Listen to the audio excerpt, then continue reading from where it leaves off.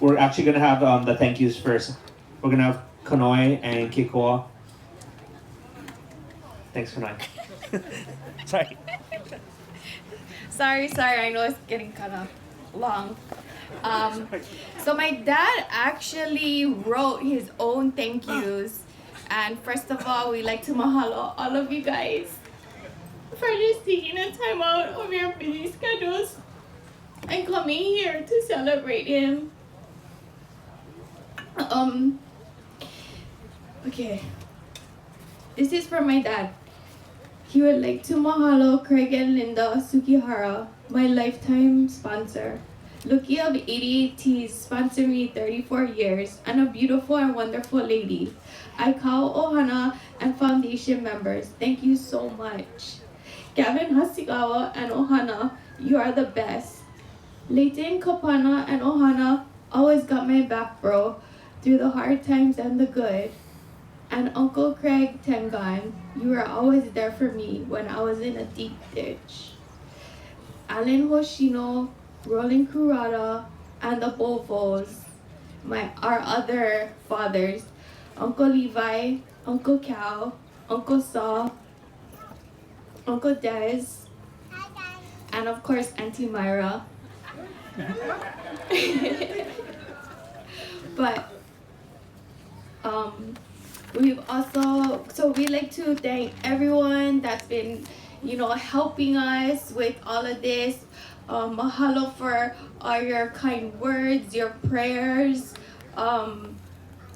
just everything. Like it's so overwhelming, and we love all your stories that you guys have been telling us, that your special memories of my dad, how you met him, how he's touched your lives. So we'd like to thank all the student county workers of Ala Moana Beach Park, Auntie Marie for being there with us through Dad's ending part of his life, Auntie Diana and Kiana for helping us get the permits, Wade for designing the program and flyer, Aaron for making all the stickers and the banner, Bobby, Higa, and Kyle for the t-shirt and sticker design, Brady for doing the live stream, HawaiiGoLive.com, and Koch for flying in from San Diego to take all our pictures, Kevin and Kaipo for the sound, Rico from High Finest Graphics for printing all the shirts, Kumuhula Lee James Ha'o, and everyone that just shared all the special memories, Uncle Wendell, Uncle Craig, Uncle Manny, Dwayne, Megs, Jody, Malia, Pastor John, Uncle Butch, Banga, the Fujinaga Ohana from Wailua that's gonna feed us today, our family, the Okuhara Ohana, for helping us with the signing tables, and everyone that had flown in from Japan, from the mainland, from the outer island. Mahalo so much. Like, you guys don't even know how much this day is, oh my gosh, I have like no words to express, but we just like to thank you guys so much, and please stay and fellowship and talk story. Dad just wanted this day to be a fun day with all his friends, his ohana, and just have fun at the place that he loved and surf, So please, we're gonna have lunch after too, so please stay. Yeah.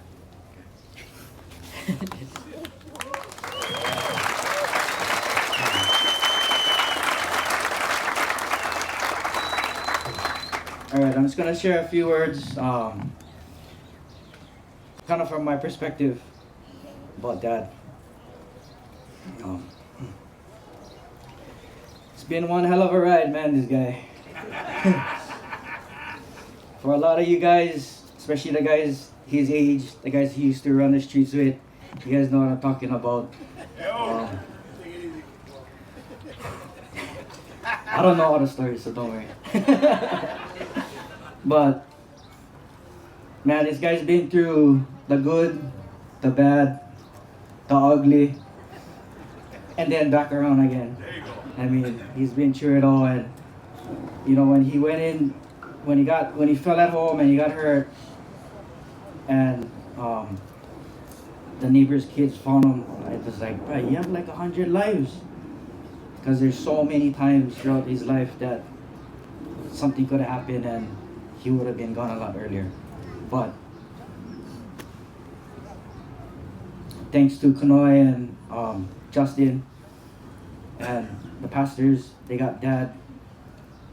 They introduced him to God, and you know, he was able to forgive a lot of the stuff that might have happened to him in the past and move on from anything that was stressing him out. But the last few days we had with him, more so in the hospital, because he could still talk then. You know, he would always tell me when I was either me or Kanoe in the hospital, alone with him, and he would always tell me, I'm so sorry. You know, he said, I've been such a bad dad. I wasn't there. But, you know, there is a lot of times where I wish when I was growing up that he was there, you know, maybe he was doing other stuff, but the thing with Dad is he spoke through his actions. Like you hear a lot of your guys' stories, everyone that came up. Everything we learn is from actions that we saw him just do naturally. And so I was trying to think of what to say, you know, I was like, okay, we gotta say something. We can't just say thank you, right? So I gotta say something. So I was like, okay, I gotta think of something, and all these memories coming through my head. And so I was like, okay. Dad was telling me sorry he wasn't there for me, you know, for a lot of times. And, you know, he had a lot of missed times with me and us growing up. But so I was thinking, okay, I'm gonna let him know three things that I learned from him without him actually teaching me, but just watching him whenever I was with him. I might be repeating myself because a lot of it was said already, but that only solidifies what I'm saying, that everyone else saw it too. So the first one is he had a lot of friends, obviously. I mean, if you look around, I don't even know how much people is here, but this is probably only maybe half of the people that, you know, would want to be here. Some people are overseas and could not be here. So every time I would travel, any place I would go, Japan, like Bongo was saying, Australia, guys would come up to me, oh, you're China-san? I was like, oh, yeah, oh, nice to meet you. You know, I know your dad. You know, he's such a nice guy, blah, blah, blah. I was like, oh, right on. And after a while, it's just one of those things. Guys come up to you, oh, I know your father. Oh, right on. Like, oh, I know your father. Oh, right on. Like, and I'm not going to remember anybody's names because there's so much names to remember, you know. And one thing he always told us growing up was when we were little, my parents separated when we were small. So him knowing that we would be with my mom and my grandparents, he'd always say, hey, you guys better not screw up because I get plenty eyes. Better not do anything wrong because I'm going to find out. And obviously looking around here, this guy had plenty eyes on us. It was crazy because every time we go surf to a different beach, north side, west side, like, oh, you China's kids, or you China's son, oh, hey, tell your father I said hi. You know, we got older, we go to the clubs, we go to the bars. Now the bouncers telling me, oh, look at my, oh, you China's son, oh yeah, going, no need pay, oh, hey, right on, take some. And then the bartenders and the waitresses is like, oh, yeah, I know your father, this and that. I was like, oh, man. And it's still happening to this day. So the amount of friends he had was just mind-boggling. I mean, the amount of friends he had was crazy because this guy is not, by all means, he's not rich. He was never rich. Sometimes he might have acted like it when he was in the bar buying everybody's drinks. I don't know how he paid for it. I don't want to know. But I can tell you right now, this guy was not rich. When Dad passed, I told Kanoe, okay, so we gotta look at, the logistics of things. Okay, how much money Dad get? I was like, oh shit. Everybody would get a bottle of water and thank you for coming. But yeah, I mean, all of you being here, the fact that he no more money, I mean not no money, but he's not rich, you know what I mean? That you guys loved him for him, and strictly that shows me a lot. And that's something that I learned from him, is that to be friend rich is way better than be money rich.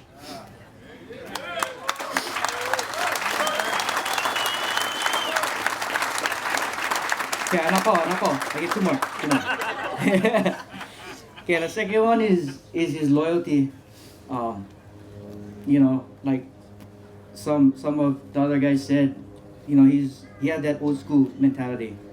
And to see the loyalty that he had with his friends, we come down here, we grew up over here at the park. He had his longboard club friends, he had his West Side friends, his North Shore, he had friends all over, and to see him jump at a phone call's notice to go help somebody, or if they needed something, whether it was legal or illegal, he could find it and he helped them out, you know what I mean?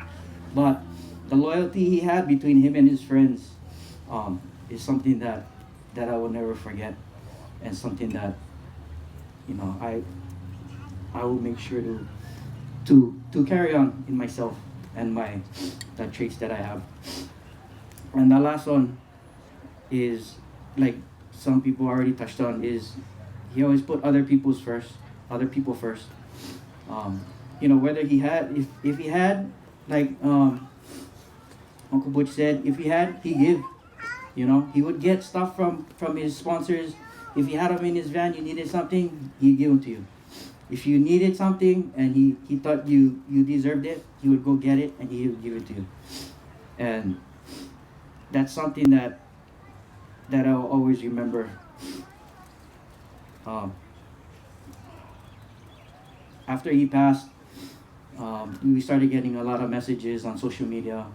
A lot of people we've never met, I didn't even know, but they would share their stories with Dad. One story that really stuck out in my mind was a friend of his from elementary time. I guess they were neighbors living in the same apartment, and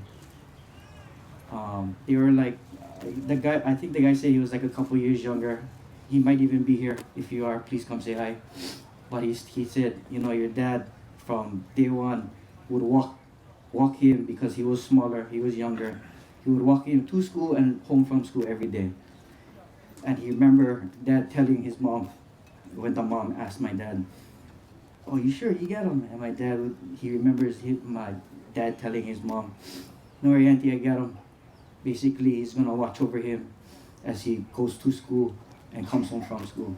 So that shows me that even from a young age, Dad was already watching over people, taking care of the younger, smaller kids that maybe would have got picked on and stuff like that. Also, another memory I have of Dad taking care of his friends was when he used to work with Uncle Koki on the movie set. He had the craft service. It was pretty simple setup. You go pick up the food in the morning, set it up for the crew, clean up at the end. But he would always have his friends who maybe just came out of jail or never had a job, and they kind of needed, something to get back on their feet. So he would have them come and help out, and I would help out my dad once in a while. And there was a couple times where I remember I seen the uncle come, he would help out, then he would be gone, and then he would come back, help out again. And then there was one time that one uncle was supposed to come and help out, but he didn't show up, and we started at 4 o'clock in the morning. So Dad was all mad, kind of irritated. We went on through the day, we got stuff done. And, later when kind of everything settled down during work, I asked him, I was like, "Hey, Dad, Uncle don't show up, just let him go already." Like, in a sense of, fire him. Like, you're gonna need somebody that's trustworthy, that gonna come to work every day, gonna be there.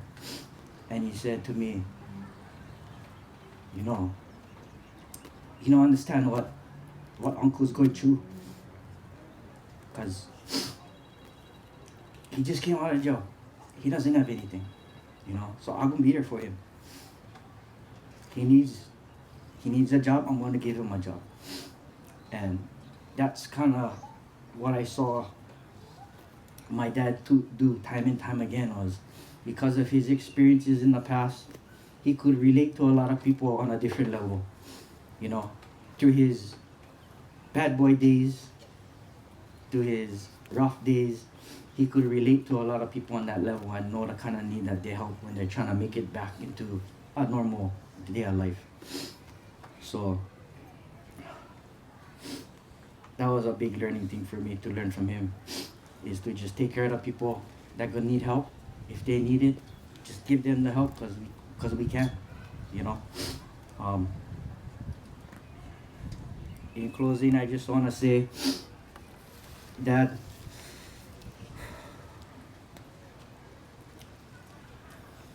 we'll carry on your legacy as best we can for the years to come. And I know before he got hurt, he was trying to figure out something that would make him happy.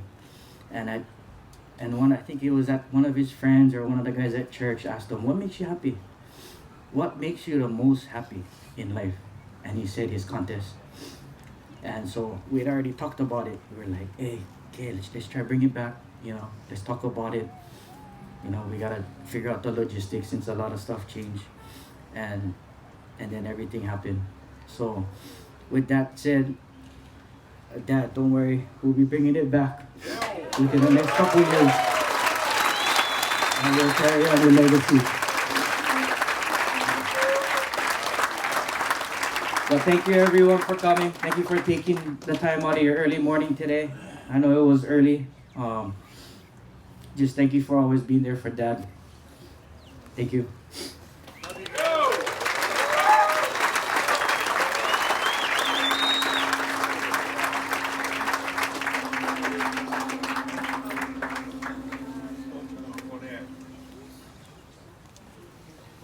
Aloha.